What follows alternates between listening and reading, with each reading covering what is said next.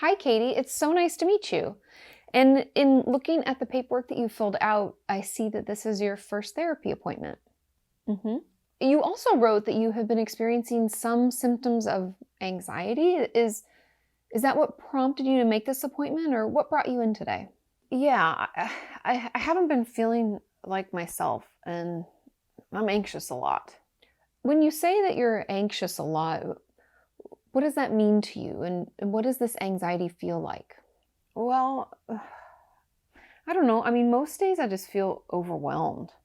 And then sometimes it's like my heart races and my thoughts, they run through my mind. It feels like a million miles a minute. And it's honestly, it's even gotten more difficult for me to talk to my friends or sometimes even get out of the house. And have you been feeling this way for very long, or is this more of a recent change? It's been happening for a couple of years now, but in the last few months, it's gotten much worse. And so I figured, I should see somebody about it.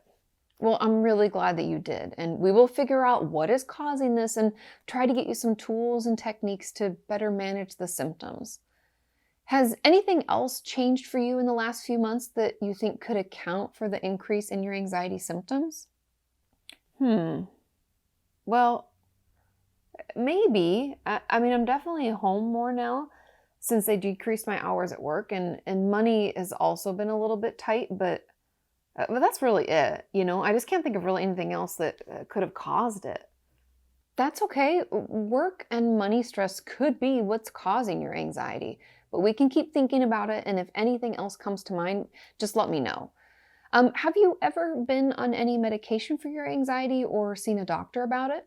I did go and see my regular doctor about, 6 months ago because I thought something was wrong with my heart. Like I said, it felt like it was racing and it got me worried, And so he had me wear this heart monitor for a few days, which was terrible and annoying. But it turns out nothing's really wrong. And so he told me that it was probably most likely psychological and to see a therapist or a psychiatrist. So here I am. Well, it is very common to confuse physical health and mental health issues, but I'm really glad that you got that checked out first, because I always like my patients to see their doctors as well to ensure that the symptoms don't have a physical cause. And I see that you put your doctor's information here on the paperwork too, so that's great. And I just want you also to know that I would never reach out to your doctor or anyone without your written consent, because everything that you say here is completely confidential, with a few important exceptions, okay? First, if I worry that you are a danger to yourself or someone else, I may have to break confidentiality to protect you or the person that you could harm. But most of the time, we will have talked about it and sorted it out ourselves. Breaking confidentiality will always be a last resort, okay? And I'm also a mandated reporter, which means that if there is ongoing child, elder, or dependent adult abuse, I'm going to have to report it. And I will be forced to break confidentiality if I receive a court order. But other than that, everything that you say here will stay here. Does that make sense? I think so, yeah. But what if someone tells you about abuse in their past? Do you have to report that, even if it happened like a long time ago? As long as there aren't children, elders, or dependent adults around the abuser now, meaning that other protected people aren't at risk, then I don't have to report it. Once you are over 18, it is completely up to you if you want to file a police report or take any other action, and I am more than happy to help you with whatever you decide. Okay, thanks. Do you have any other questions about the information in the paperwork that I gave you? No, not that I can think of right now. Okay, well, know that you can always ask me about anything that doesn't make sense, or if you just need more clarification. Will do. Now, back to your anxiety. Have you tried anything to better manage it, like maybe breathing exercises or meditation? Has any of that worked, or have you given that a go? Yeah, I did. I tried those.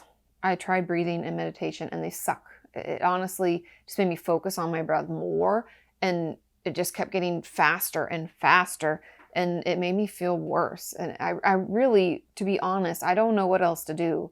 It just makes me feel so shitty and like completely out of control. I hate it. I know anxiety, it can be so uncomfortable, but don't worry. Breathing exercises and meditation don't work for most of my anxious patients, so you are definitely not alone. And there are so many other tools and techniques that we can try. Yeah, because those just didn't work, and I was worried that you were going to have me to like keep trying it and ask me to continue to do it, and ugh. Oh no, I won't ever make you continue doing something that only causes you to feel worse. I may push you to try something that's difficult to do, but our goal is to get you feeling better as soon as possible. Oh, okay. And speaking of goals, what are you hoping to get out of therapy? Or how would you know that therapy has been successful? Well, I guess if my anxiety goes away, I would think that therapy had worked. Or if I at least have better ways to deal with it, because I can't keep living this way. I know it can be so uncomfortable and upsetting. Our main goal is to lower your anxiety and get you some tools to better manage it if it pops back up. Does that sound about right? Kind of, that's what your main goal is? Yeah, that works for me. How long do you think this is going to take? I know this is a terrible answer, but everyone is different. But I can tell you that once we find one tool that works for you, you will start feeling better. It's the feeling of it being out of control that seems to be the most upsetting. So if we can get you feeling like you have some power over it, that should really help. Okay, so what can I do? Because I don't have any other ideas of how to stop feeling this way. I want you to try a few things. First, when you find your thoughts beginning to race, when they start to speed up, I want you to stand up and do a full body shake, like out the ends of your arms, through your feet.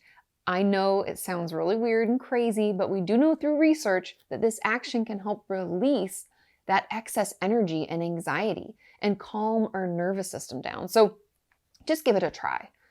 And second, try some thought stopping. When you find your thoughts starting to race, say, stop, stop, stop, stop, either out loud or even just inside your head. And do it until the racing thoughts can't be heard anymore. Then I want you to go through in detail using all 5 senses and tell me about a favorite memory that you've had. Like, did any come to mind when I just said that? It could be like a vacation or just a nice day you had. I did have a great time like 2 winters ago when my friends and I took a ski trip to Whistler. I just remember like I enjoyed myself. Everyone seemed to be having a good time, and yeah, that's probably a memory that I could go to. It was just so nice there. Perfect. That is great.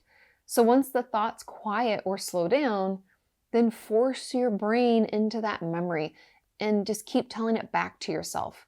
What happened? How you felt? Who was there? Like as many details as you can remember, okay? Got it. I can definitely try that. Not sure if it'll work, but I'll give it a go. That's all I ask. And of course, let me know if those don't work because I can come up with more ideas. Oh, and finally, I want you to write down some of your most common anxious thoughts, like maybe 3 to 5 of them, but no more than 10. If you find these are really easy to come up with, don't get too carried away. We'll stop at 10. And then bring that in when I see you next week. Does that sound doable? Yeah, I think so. I'll definitely give these things a try. Can you write down the homework for me so I don't forget? Because there's no way I'm going to remember all this. Oh, of course.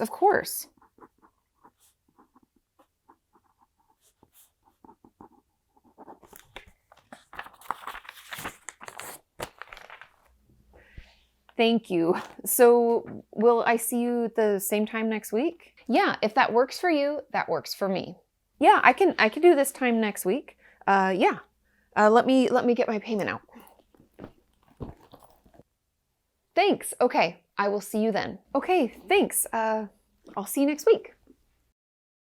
Now, there may be other things a therapist would try to get into during a first appointment, like possibly your family history and whether or not anyone related to you struggles with anxiety as well.